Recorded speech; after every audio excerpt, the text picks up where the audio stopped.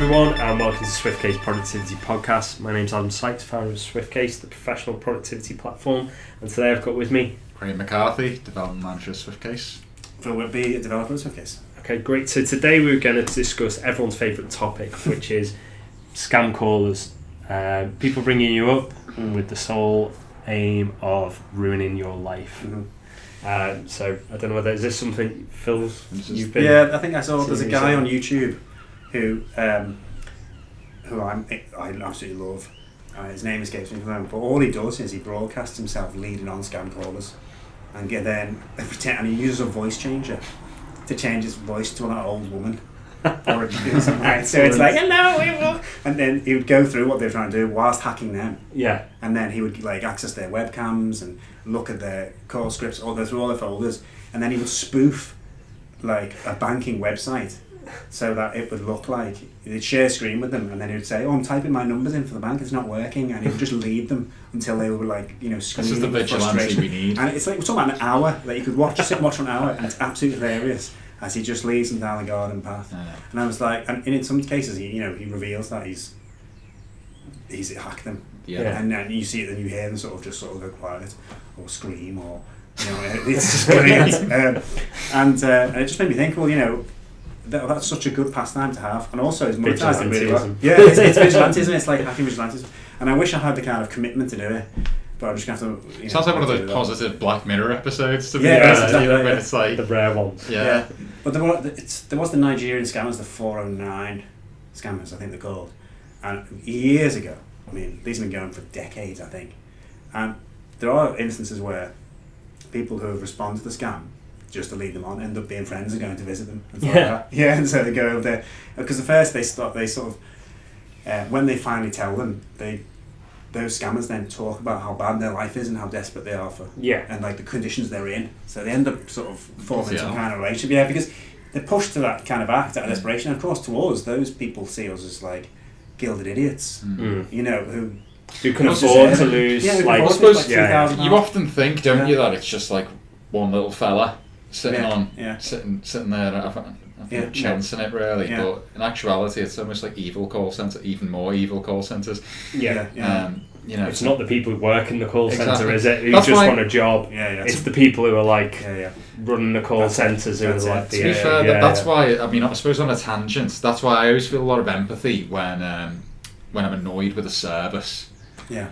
And it's not necessarily, I don't hop on the phone and start shouting at someone who's, quite frankly, it's not their fault. And you'll get a bit firm and things like that, but I never take it out on them, because at the end of the day they'll just end up going home and going, "Oh, bloody hell, do you know what? This bloody hacky guy on the phone." It's just a job.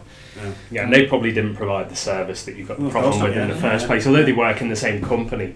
Or maybe it's outsourced them. They're not the person responsible. They're not the people that installed the internet. Yeah, exactly. It is the providers. Internet. The internet providers who totally mess it up and then tell you it takes 10 days to install a wire. It doesn't take 10 days to install a wire. It takes 5 minutes. And if your internet company cannot install a wire within 5 minutes, you should be removed from being allowed to provide internet from anybody immediately. At least 2 companies I can think of, but I do not want us to get to today. But I think scam callers are a big problem. I mean, people who call you up in general, not even the scam ones as well. Just people who like cold call you. There is a place for it, which I think in business to business, it's okay. You're trying to, your time is being paid for by both ends, if you like. So, but when it's at home, or they're like, they pest you, or we're going to get back onto recruiters ringing up, even though you've told them you don't deal with recruiters, there should be a way where you can switch it off. And I certainly think for vulnerable people, like older people, definitely, there should be a way where they can, not be exposed to this kind of risk. Yeah, I mean, it's always the older people that I found in my life that'll end up getting in touch with me in a real panic. Especially these people from a supposed internet provider, phone provider, who rang them up and said, we need all this information and so on. I was like, oh, Mum, like this is this is not real.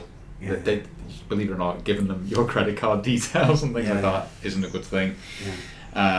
So without a doubt, but I do think it's become more difficult for them in some respects to get in touch with someone who's maybe a bit more savvy when it comes to tech.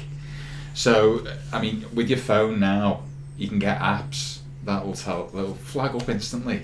Oh, this is a scam. In fact, I think some of them now it's pre-built. Yeah. I don't actually have anything installed, but it says like suspected fraud. So that's fantastic. Whereas in the past, I suppose when you just had a landline, you had to answer it.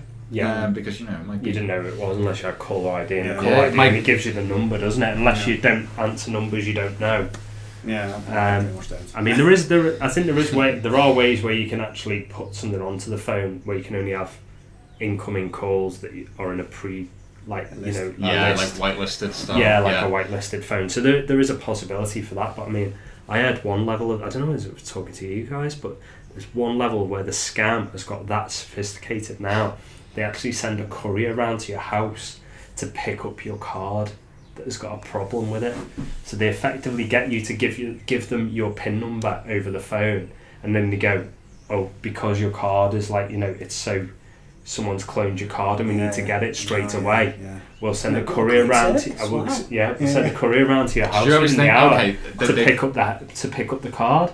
And they'll literally go and send someone round to get your card. That's crazy. And just get a cash machine and empty it. They go and get your cash card with your wallet PIN and stuff number. like that. £200 though, isn't it? Because there's a limit to cash machines. You can only per day. Yeah, per day. So you realise. And also, plus you can buy stuff because you know the PIN number. You could also just contactless as well. Contactless, you don't even need the PIN number, do you? You just go and get the card. Up to £30, you just go in. Can you do? Is there a limited number of contactless transactions? I think there is, because after so long it's meant to ask you for the PIN. That's right, like 5, I think it is. I've never actually had that. I've never had it. I've had it once where it said don't, but then that's normally when they bring you up and go, we've noticed that you're not using your card in the same way. Especially if you've been on the train for the day and you've been in London and then you come back up and it's seen it in two places in the space of an hour. They go, oh yeah. You go, no, that's just Virgin Trains, high speed rail line. Amazing service. 2 hours to London, excellent. It's like that thing we were saying before. There's always this war, isn't there, between good and evil? Almost, where you get something like these apps that prevent this sort of stuff, but then at the same time, you're always going to get people that try and work around it in order to get the scam. And this whole courier thing, it goes hand in hand with the likes of Amazon, like the way they'll come and they'll pick something up now because it's all linked to the internet, and you're like, oh, how convenient. This is amazing. Oh, isn't it so a great world to live in now? You get used to it. So it's normality. But it's annoying, isn't it, really? It's a pity that people are annoying. Is it part and parcel of just being in a kind of reasonably rich Western culture that we will be targeted? That's the thing. I mean, I think we probably just take for granted how rich we are relative to the rest of the world, and so we sort of feel victimised. But people are living in terrible conditions, trying to find a way out. And they don't. And it's that's the disconnect. It's it's inconvenient for us, but for some of these people, it might be life or death. That they get it. Which is a more interesting way to think about it. But the couriers they run in this country. But I think as well, you've got to think is I suppose it's like any crime, isn't it? If there's a victim, just because the person who's perpetrating the crime has also had a terrible life. Obviously, it shouldn't be at the expense of the victim. We should. That's when I suppose it's about punishment or things like international aid. Come in that if we actually were spending our money through international aid and improving situations there, then there wouldn't be an issue here. That's how improving places, using our wealth that way rather than allowing people to be scammed. We should allow ourselves to be scammed because we went the British Empire ruined their country or something but that might be why they feel something. it's fine because they're part of a ex-empire exploited. They're those British people, so they deserve it. You can see you can rationalise it rather than it just being purely evil. But then again, we're a different generation. Yeah, it's true. Okay.